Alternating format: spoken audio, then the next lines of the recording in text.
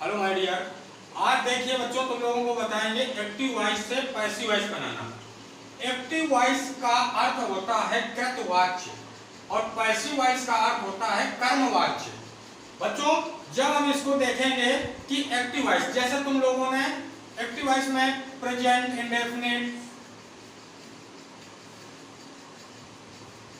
Present indefinite, present continuous, present perfect और present perfect continuous, present perfect continuous, ये तुम लोगों ने ये एक्टिव वॉइस में सीखा प्रेजेंट परफेक्ट कंटीन्यूअस। और इसमें जब हम बनाएंगे तो इनमें बनती है केवल 8 वाक्यों की। कितने की? 8 की। तो 8 में कौन कौन से बनते हैं ये पहले ध्यान देना है। प्रेजेंट इंडेफिनिट, एक नंबर में क्या हुआ? Present indefinite. दूसरे नंबर में प्रेजेंट कंटीन्यूअस, तीसरे में प्रेजेंट परफेक्ट और प्रेजेंट परफेक्ट कंटीन्यूअस की नहीं बनती है। फिर आ जाइए पास्ट में, तो हमारा पास्ट इंडेफिनिट, फिर पास्ट कंटीन्यूअस, फिर past perfect. Past perfect continuous की नहीं बनती है। अब आ जाइए future indefinite, future indefinite, future indefinite, फिर फ्यूचर कंटीन्यूअस की नहीं बनेगी, फ्यूचर परफेक्ट की बनती है। तो हमारे 8 प्रकार के टेंसों की पैसिव वॉइस बनती है, फ्यूचर परफेक्ट। अब इस प्रकार से अब जब हम इनको बनाएंगे तो देखिए इनकी हेल्पिंग वर्ब की बहुत अच्छी भूमिका होती है बनाने में।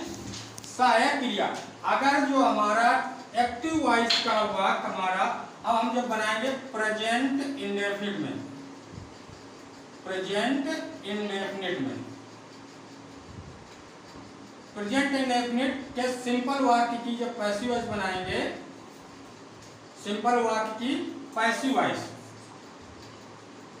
पैसिव वॉइस, तो देखिए इसका प्रेजेंट इंडेफिनिट में जो हमारी सहायक क्रिया होती है बेटा, जिसको हेल्पिंग वर्ब बोलते हैं, तो सहायक क्रिया हमारी क्या होती है प्रेजेंट इंडेफिनिट की पैसिव वॉइस में? इज, एम, आर, ये हमारी इसकी हेल्पिंग वर्ब होती है। और पैसिव वॉइस में हमारा जो रूल्स होता है, पैसिव वॉइस में सभी प्रकार की पैसिव वॉइस जितने भी हम टेंस की बनाएंगे सभी में हमारी मुख्य क्रिया मेन वर्ब कौन सी रहती है? मेन वर्ब थर्ड फॉर्म की प्रयोग की जाती है। कौन सी फॉर्म की? थर्ड फॉर्म की।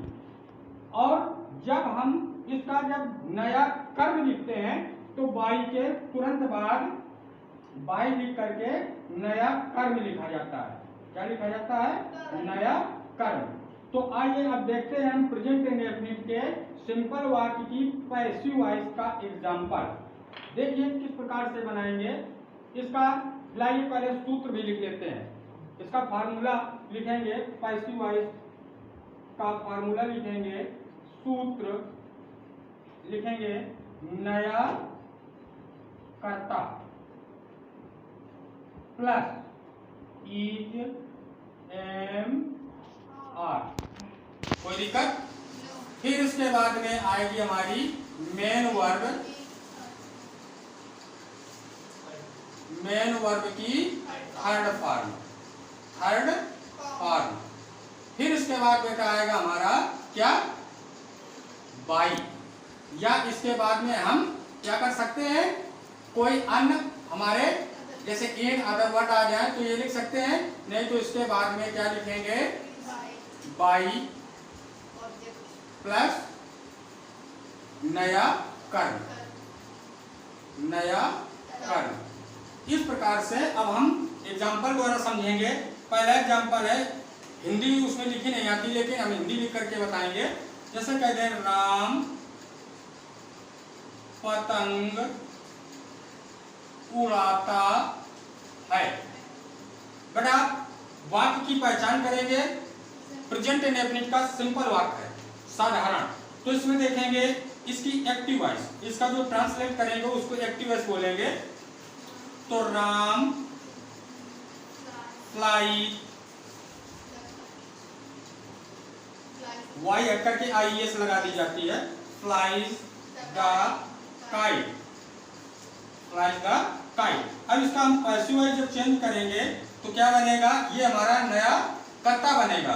तो द काइट, काइट, अब ये काइट एक पतंग है तो हेल्पिंग वर्ब क्या लगेगी, इज, एक वचन के साथ इज। और इसका हमने बताया मुख्य क्रिया हमारी फ्लाइज है, तो इसका third form fly, flu, phloem, FLOWN, phloem. अब बाई लगेगा, बाई, और जो हमारा इसमें जो कर्ता था ये हमारा पैसिव वॉइस में कर्म बन जाएगा, नया कर्म, तो बाई राम। इसी प्रकार से एक दूसरा एग्जांपल देखेंगे, लिखेंगे तुम मेरी सहायता करते हो, प्रेजेंट इंडेफिनिट का सिंपल वाक्य। तो तुम मेरी सहायता करते हो, इसका एक्टिव वॉइस जब बनाएंगे तो क्या आएगा, you help, you help me. कोई दिक्कत? अब देखिए समझेंगे इसका पैसिव वॉइस क्या बनेगा, ये हमारा कर्म है, तो ये कर्म हमारा एक्टिव वॉइस का कर्म पैसिव वॉइस का नया कर्ता बन जाता है। तो मी का चेंज करेंगे तो आई, आई के साथ में हेल्पिंग वर्ब आएगी हमारी एम, आई एम, और हेल्प का थर्ड फॉर्म होता है हेल्प्ड, हेल्प्ड, और बाय लगा करके इस एक्टिव वॉइस के कर्ता को पैसिव वॉइस का नया कर्म बना देते हैं, बाय यू। बच्चों समझ में आ गया होगा। अगर ये एक्टिव वॉइस पैसिव वॉइस समझ में आए हो तो चैनल को लाइक शेयर और सब्सक्राइब करें। Okay, thanks.